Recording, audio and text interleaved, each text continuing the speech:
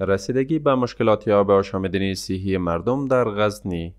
دو شبکه آبرسانی در قریه‌های فیض‌آباد و اسکندرخیل ولسوالی ناوه این ولایت به ارزش 13.5 میلیون افغانی به همکاری مالی مؤسسه یونیسف و به هماهنگی ریاست انکشاف دهات غزنی اعمار و به بهره برداری سپرده شد. 13 میلیونه بودجه وسیلته په دوه ټانکۍ باندې مصرف کړې ده او هغه ټانکۍ ټول حجم د هر ټانکۍ یو شل متر مکعب هر ټانکۍ هغه انداز درلوده یو مستفیدین کورنۍ هلته سوی 404 کورنۍ هلته په دواړو کلیو کې.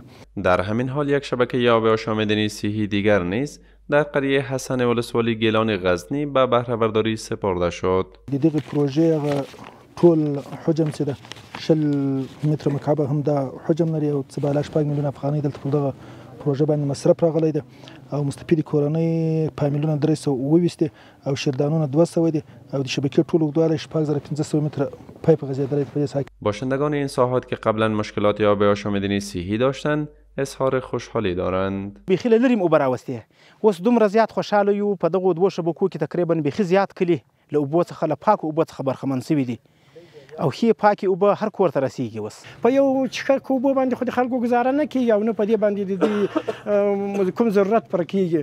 نو موږ غواړو چې له دغه امارت څخه باید چې موږ ته خدمتونه وکوي نور وکوي موږ بندونه راته وتړل شي. این شبکه ها در حال در این ولسوالی ها اعمار می شود که آبهای زیرزمینی روز به روز در حال فرو رفتن است.